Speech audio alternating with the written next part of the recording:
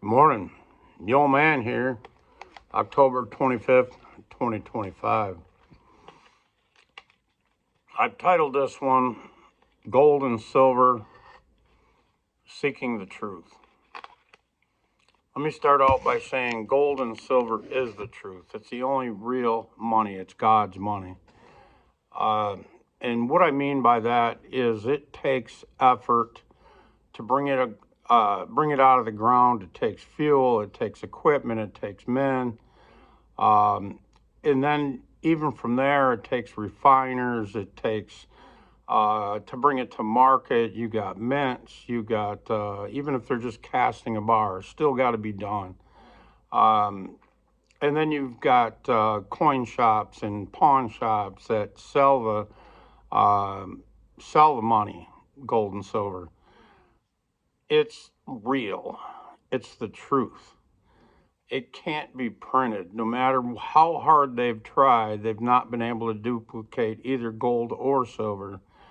And again, it's the truth. And if you're seeking the truth, and I think a lot of people are since the pandemic, they're seeking the truth. They don't know how much of it was real or not real. They don't know what to believe. But if you just know that it was all a narrative and it was all sold to you, and none of which was the truth, you're on the right path. The one thing is, I've seen comments in my videos and a lot of other videos, and it's so true that you can speak to others about the truth. You found the truth, or as much of the truth as you can know at this time, and keep working on and educating yourself to find more of the truth. I'll tell you, for me, the last 2.5 years, when I found gold and silver, I've always been seeking the truth, and it always eluded me my whole life, or at least my whole adult life. I've seeked the truth, and it has eluded me. I knew debt was always a problem, but I didn't know how much of a problem. I always refused to use credit cards. I had credit cards as an emergency, of which, if you plan things right, you'll never have an emergency. And I never had to use a credit card for an emergency, but it was always there as a backup plan. But as you're seeking the truth and you realize that gold and silver is the truth, and how much of the rest of it is a lie, you may not have figured that out yet, but you will if you keep seeking the truth. One of the main things is to realize, or start with, when you're seeking the truth, the main thing to start with is that everything I know has been taught to me through a narrative, and chances are it's a lie. So open up your mind, soak everything that you can in, and realize, that so much of what you know is not true. But when you try to, you've seen the truth, at least to the best of your ability at this time, and that's where I'm at. I'm always seeking the truth. I try to find out more of the truth every day, and by God, the deeper I dive, the more I find out I didn't know. But that is progress when you open up your mind and see more of the truth every day, and you'll be surprised where all you find that truth. But when you try to convey that truth to others, be careful. Family members, friends, and what have you, if you try to, and this is where I'm at, when I try to convey the truth to people, and even customers, I talk about the truth, and to me that's gold and silver. And you see their eyes glass over and they walk away. Fine, let them go. Let them go. Don't beat yourself up over it, that you just can't make them see the truth. That's not your job. In fact, it's so frustrating that I think you can actually go backwards by trying to teach everybody else, the ones that don't want to know. You can remember the old saying, ignorance is bliss. And boy, is that a lot of truth in that. if you go back to your childhood and you were ignorant of the ways of the world, how blissful those times were. And as soon as you became an adult, and I don't mean necessarily 18, maybe you were 14, 15, 16, and you started to see the ways of the world, and you realized that, things aren't what you thought they were when you were a kid, and you're no longer ignorant of those things. You'll realize that the world is far different than you thought. Well, now's the time to awaken yourself even more. Look at all the different aspects of life and look and seek the truth, and whatever that looks like. Everybody's going to try to sell you their version of the truth, and most of it has got a narrative behind it. And then again, you got to be careful with that, and sort the truth from the noise. So many people just don't get it. Even people in this pace, or in this space, I'm trying to say, don't get it. They don't understand how gold and silver can go up so fast that it has to have a correction. No, it doesn't. No, it doesn't have to have a correction. It's coming. The truth is becoming known across the world that fake fiat currencies are just a figment of somebody's imagination. They're digits on a screen that can easily be given and easily taken away. And most won't want to believe that. They don't know. They don't. The best you could do is keep seeking the truth on your own, and try to spread the word. Do it slowly, or you'll push them away. If you give anybody too much truth at the time, and you're blowing up what they've known for years, they're not going to accept it. They're going to walk away from you, and you'll never get through. They think you're crazy, and that's fine if they think you're crazy. I don't care. I mean, anybody thinks I'm crazy, and that's fine. But it is very difficult to spread the truth and not push people away. All you can do is try to help them. When they're ready, they'll come to this side. Most or everybody needs to experience a certain amount of suck before they want to see the truth or start searching for the truth. And if you try to educate people and show them the truth and they walk away, they'll still remember that. And at some point, when the suck is enough and they're ready to seek the truth, they'll come back. I've had that happen to me actually over time. I've realized this over my life because I've been trying to spread the truth for many, many, many years. Although I knew something was wrong, but I really didn't have as good a handle on the truth as I thought I did. But again, realizing that, that most people aren't ready for the truth. And so the ones that are ready for the truth, if you bring it to them and they come to you like a moth to the flame, then do your best to spread the truth with them as well, and help them through. Like, I watch a lot of videos on it. And again, you got to pick out the truth from the narrative. Everybody's got well, not everybody. Some people got a narrative, and a good number of people have got a narrative they're trying to sell you. I have nothing to sell you. I don't. It's not that I don't care. I want to spread the truth. I want people to know the truth, and when they're ready, they'll come for it. And that's all well and good. The other side of that coin is I want you to know how much debt is slavery. I don't think most people know. Even stackers, don't think the majority of stackers know how much debt is how much debt makes you a slave. If you've got a house, and it's been sold to all of us, that's the American dream is to buy a house. I don't see that. That it's a narrative that's been sold to you. When it'd be different if you could go buy a piece of land that was pretty reasonable. At first you could buy an acre of land or maybe even a lot somewhere, and you could build a 500 square foot house on it, 600 square foot house, enough for you and the wife. You could build it with your own hands, maybe you and your family, your brothers, and whatever else, or friends even, could go and build that house, whatever you could afford. And then later on, you could expand on that house without the government being so far up your ass. Um, you know, that house would be, um, you're not in debt. You're building your wealth with that house. That's fine.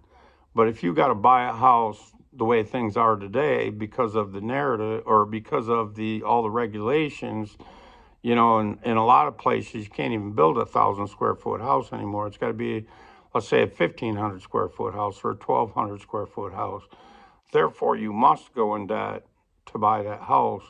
Well, now you're locked into that place. You're locked into that location. Uh, you know, and that debt becomes your slave. You're limited to, let's say, an hour range. And if you drive any farther than that to go to work, then you're really a slave to that house. Um, but let's say you've got to find a job within an hour range of that house in any given direction, 365 degrees. It's limiting your possibilities. If you rented something, or even if you were able to buy and build or buy a piece of land, a lot, build your own house, um, expand on it as necessary. But yet, if times changed and you needed to leave and go somewhere else, you could, because you're not upside down in the house. You can get out of it what you put into it, maybe even make a little something because you did all the labor. Maybe let's say you get the labor back as well. That's not slavery. But when you buy a house on debt, that's slavery. When you buy a car on debt, it's slavery. Because now you can't, if things change in your environment, let's say within an hour of your home, not only are you tied to that job because of your house being an anchor, your vehicle is also an anchor because you can't take a lesser paying job somewhere else because you owe on this vehicle.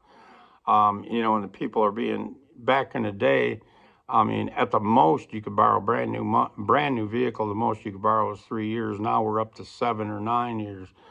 That just tells you they keep pushing it out, the curve out farther and farther and farther. And so many people, when they trade in a vehicle, are upside down. They still owe more on that vehicle than when it's worth, but yet they roll it into the next loan. Oh my God, talk about slavery. You're so enslaved to that. So many people I know spent their whole life just hating what they did, but they had no choice. They couldn't move because of the slavery. They spent their whole life, a whole career doing something they absolutely hated, but they were locked in. I wish I could make you feel or help you feel um, the freedom of not being a slave to debt. It's unbelievable what you can do and the freedom you have and the lack of anxiety that debt brings you by being free, not only from credit cards, but household debt and vehicle debt. The problem with that is it's also psychological because, I'm driving a 2000 pickup and that bad boy looks like crap. It's rusting out, it's falling apart, but I work on it, I fix it myself. And yet I know I owe nothing on it. In fact, I got two vehicles, one a 2000, the other one's a 1990. That's my work truck, my wood truck. But it's also my backup in case my other truck's down, even for a couple weeks. If it took me a couple weeks to fix the 2000, then the 1990 is my daily driver for a while. It's good shape, it's up and running, it's ready to go at any time. But I consider that my heavy duty or my wood truck. Um, but again, there's no slavery there. You're not paying any interest. you're not paying back on a principal that you couldn't afford in the first place. There is no ever being upside down in the vehicle. The vehicle doesn't owe you anything. You don't owe the vehicle anything. It's just a mode of transportation. I'm not trying to impress the Joneses. And man, I can't tell you how much freedom that is. But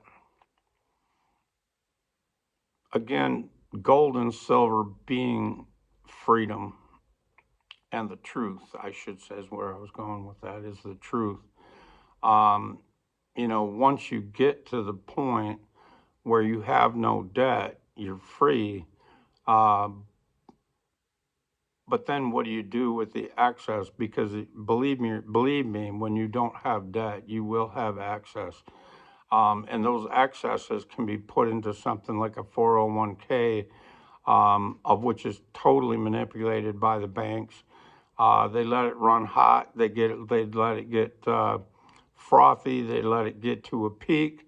And just when you think you're doing good and you're ready to retire, they pull the goddamn bottom out from under you and you're back to working. But not only that, everything you had is gone. Everything you worked for, everything you saved is gone.